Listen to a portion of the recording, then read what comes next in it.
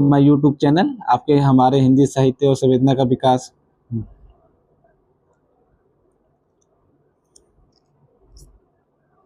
Welcome to my YouTube channel. हम हिंदी साहित्य और संवेदना का विकास करते हैं। इस क्रम में हमारी अगली वीडियो है, आइए शुरू करते हैं। प्रश्न संख्या 26 है। मेरा आगमन हिंदी के छायावादी कवि प्रसाद निराला और पंत की कविता के विवेचन के रूप में हुआ था। ये कथन किसका है? शिव कुमार मिश्र, श्याम सुंदर दास, भागीरथ मिश्र और नंदुलाल वाजपेयी। तो ये एक महत्वपूर्ण कथन है। इसका ऑप्शन होगा ऑप्शन डी, नंदुलाल वाजपेयी का कथन है। तो विकल्प सी सही होगा, विकल्प डी सही होगा। अगला प्रश्न, पत्र में किसने लिखा, जो गहन भाव सीधी भाषा सीधे छंद में चाहता है वो धोखेबाज है। ऑप्शन है पंत, निराला, प्रसाद और महादेवी वर्मा। तो आपको उत्तर देना है कि ये किसने लिखा, जो गहन भाव सीधी भाषा सीधे छंद में चाहता है वो धोखेबाज है। ये कथन निराला जी की है। ऑप्शन बी सही होगा। अगला प्रश्न, प्रश्न संख्या 28। बच्चन और दिनकर दोनों प्रतिद्वंदी कवि है। बच्चन की भाषा और सामाजिक दिनकर से जोरदार है। दिनकर की भाव बच्चन से अधिक उन्माद है, सारवान है। दोनों में जो एक दूसरे को पहले ग्रहण कर लेगा वही हिंदी कविता के वर्तमान और अगले युग का नेता होगा। ये कथन किसका है? रघुवीर सहाय, अज्ञेय, रामधारी सिंह दिनकर और रामनरेश त्रिपाठी। तो इसका जो आंसर होगा विकल्प डी सही होगा, रामनरेश त्रिपाठी। अगला प्रश्न, प्रश्न संख्या 29। मानव भैंसा गारी राजा साहब का वायुयान रचना है। आपको बताना है किसकी रचना है। Option A Nirala, option B doctor Bachchan Singh, option C doctor Bhagwati Charan Verma, option D Dinkar. इसका जो आंसर होगा वो आंसर सी होगा। भगवती चरण वर्मा की 3 महत्वपूर्ण कविताएं हैं जो अक्सर पूछ लिया जाता है। प्रश्न संख्या 30। राष्ट्रीय कविताओं में दिल्ली हाहाकार विपतगा समर शेष है किसकी रचना है? आपको बताना है। Option A Dinkar, option B Nirala, option C Pant, option D Bhagwati Charan Verma. इसका जो आंसर होगा वो आंसर ए सही होगा, दिनकर। रामधारी सिंह दिनकर की महत्वपूर्ण रचना है जो राष्ट्रीय कविताएं के अंतर्गत आती है। अगला प्रश्न है, प्रश्न संख्या 31। क्यों अमरों का लोक मिलेगा तेरी करुणा का उपहार, रहने दे हे देव ये, अरे ये मेरा मिटने का अधिकार। ये प्रसिद्ध पंक्ति किसकी है?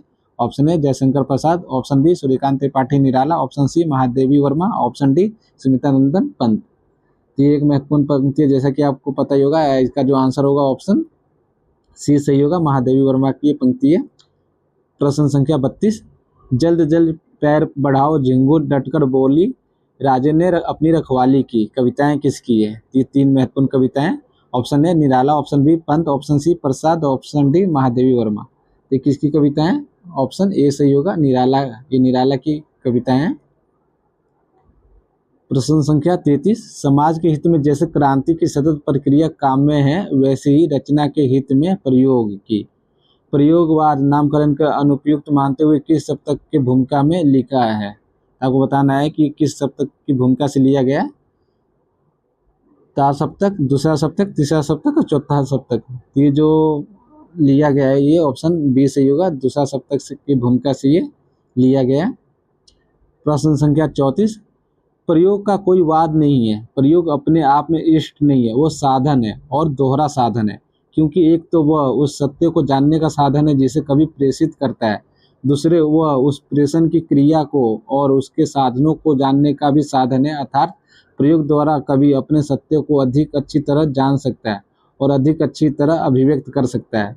कथन किसका है? आपको बताना है। Option A Shamsher Bahadur Singh, option B Ramvilas Sharma, option C Agyeya, option D Nandulal Vajpayee. ये किसका कथन है? ये ऑप्शन सी सही होगा, अज्ञेय का कथन है। प्रयोगवाद के संदर्भ में जब उन पर आक्षेप लगाया जाता है तो अज्ञेय जी लिखते हैं। प्रश्न संख्या 35। ये अनुभव अद्वितीय जो केवल मैंने जिया सब तुम्हें दिया। ये किसकी कविता की पंक्ति है? Option A Agyeya, option B रघुवीर Sahay, option C Kedarnath Singh, option D Shamsher Bahadur Singh. तो ये जो आंसर होगा ऑप्शन ए सही होगा, अज्ञेय की कविता की पंक्ति है ये। प्रश्न संख्या 36। ईश्वर भी शायद स्वेच्छाचारी नहीं है, उसे भी सृष्टि करनी ही है, क्योंकि उन्माद से बचने के लिए सृजन अनिवार्य है। वह सृष्टि नहीं करेगा तो पागल हो जाएगा। उन्माद से बचने के लिए सृजन अनिवार्य है। ये किस उपन्यास से लिया गया? ए आंगन के पार द्वार, बी अपने अपने अजनबी, सी शेखर एक जीवनी, डी नदी के द्वीप। ये किससे लिया गया है? इसका जो आंसर होगा ऑप्शन बी सही होगा, अपने अपने अजनबी में कहा गया है। अगला प्रश्न, प्रश्न संख्या 37। एक क्षण भर और लंबे सृजना के क्षण कभी भी हो नहीं सकते, बूंद स्वाति की भले हो, बेधती है मर्म सीपी का उस निर्मम त्वरा से वज्र जिससे फोड़ता चट्टान को, भले ही फिर व्यथा के तम में बरस पर बरस बीते हुए मुक्ता रूप को पकते हैं। ये कथन किसका है? Option A Kedarnath Agrawal, option B Kedarnath Singh, option C Agyeya, option D रघुवीर सहाय। ये कविता है जो कि मैंने गद्य के रूप में आपके सामने प्रस्तुत किया है। इसका जो आंसर होगा ये अज्ञे है, अज्ञे होंगे, ऑप्शन सी सही होगा। प्रश्न संख्या 38। किस काव्य में संकलित लंबी कविता असाध्य वीणा है? तो कितनी नाव में कितनी बार, इंद्रधनुष रौंदते हुए, आंगन के पार द्वार और चिंता। तो ये आपको बताना है कि असाध्य वीणा किस काव्य संकलन में संकलित है। तो इसका जो आंसर होगा वो आंसर सी सही होगा, आंगन के पार द्वार में संकलित है असाध्य वीणा। प्रश्न संख्या 39। श्रेय नहीं कुछ मेरा, मैं तो डूब गया था स्वयं सुनने में, वीणा के माध्यम से अपने को मैंने सब कुछ को सौंप दिया था। ये कथन किसका है? ऑप्शन ए असाध्य वीणा, ऑप्शन बी सांप, ऑप्शन सी नदी के द्वीप, ऑप्शन डी कितनी नाव में कितनी बार। तो इसका जो आंसर होगा ऑप्शन ए सही होगा, असाध्य वीणा की पंक्ति है। प्रश्न संख्या 40। मैं उन व्यक्तियों में से हूँ और ऐसे व्यक्तियों की संख्या शायद दिन प्रतिदिन घटती जा रही है जो भाषा का सम्मान करते हैं और अच्छी भाषा को अपने आप में एक सिद्धि मानते हैं। आपको बताना है किसका कथन है? एकांत श्रीवास्तव, जगदीश गुप्त, अज्ञे और शमशेर। ये जो आंसर होगा इसका आंसर होगा सी अज्ञे, अज्ञे का ये कथन है। प्रश्न संख्या 41। तू काव्य सदा विशिष्ट यथा चिरतनित भारहीन गुरु अव्यय, पर हर छल में तू और विशद अभ्रांत तू छलता है अनूठा होता जाता है। ये किसकी पंक्ति है? Option A Hariram Vyas, option B Agyeya, option C Shamsher, option D Bhawani Prasad Mishra. ये जो कवि काव्य पंक्ति है वो अज्ञे की है, विकल्प बी सही होगा। अगली क्वेश्चन संख्या 42। बात है चुकती रहेगी, एक दिन चुक जाएगी ही बात, जब चुक चले तब उस बिंदु पर जो मैं बचूंगा ही, उसको मैं कहूँ इस मोह में अब और कब तक रहूँ। ये पंक्ति किसकी है? Option A Muktibodh, option B Agyeya, option C Shamsher Bahadur Singh, option D रघुवीर सहाय। ये जो पंक्ति है ये अज्ञे की है।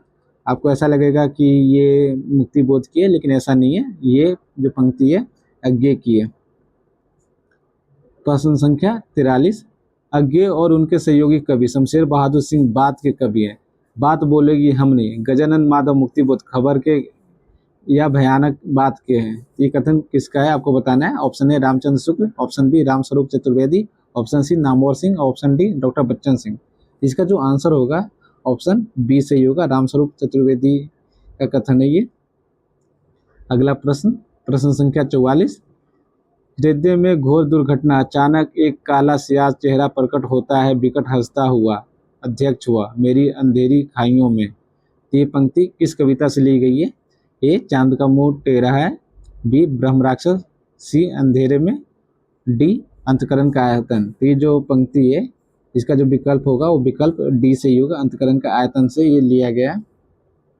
इनकी जो कविताएं हैं अंधेरे में, अंतकरण का आयतन और ब्रह्म राक्षस, तीनों एक जैसे लगते हैं। इसे ध्यान से पढ़ना होगा तभी आप ऐसा प्रश्न कर पाएंगे। तो प्रश्न संख्या 45।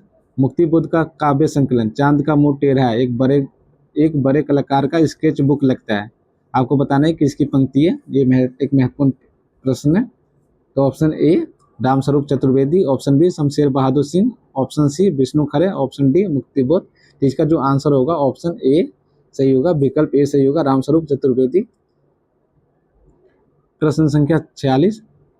मुक्तिबोध के प्रसिद्ध लंबी कविता अंधेरे में से गुजरना एक काव्य यात्रा है। तरह तरह के अनुभवों के बीच वो कवि की ना खत्म होने वाली रचनात्मकता की तलाश है, जिसे उसने परम अभिव्यक्ति का नाम दिया है।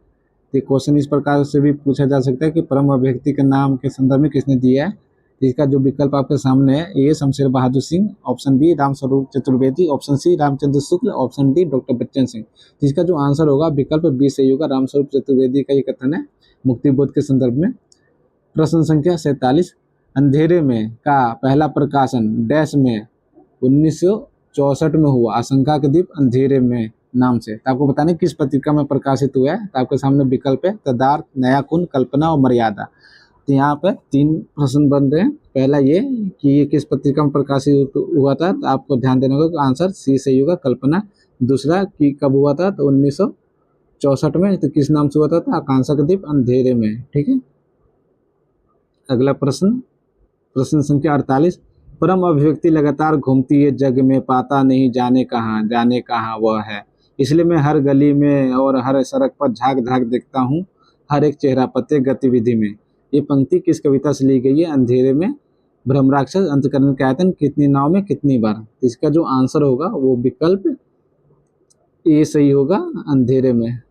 ठीक, प्रश्न संख्या 49, मैं कवि हूँ, मैं सच लिखता हूँ, लिख लिख कर सब झूठा करता जाता हूँ, अजय तू काव्य तू छलता है, पर हर छल में तू और विशद अभ्रांत अनूठा होता जाता है।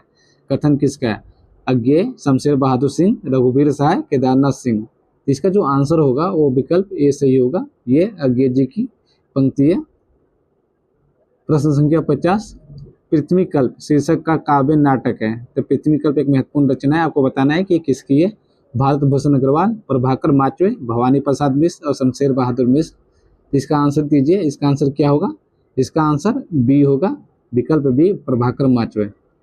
प्रश्न संख्या 51, आपको बताना है, जब मैं दफ्तर में साहब की घंटी पर उठता बैठता हूँ, मेरा पिट्टू नदी किनारे बंसी बजाता रहता है, जब मेरी नोटिंग कट कुट कर रीटाइप होती है। ये पंक्ति किसकी है, ए भवानी प्रसाद मिश्र, बी अज्ञेय, सी केदारनाथ सिंह, डी भारत भूषण अग्रवाल।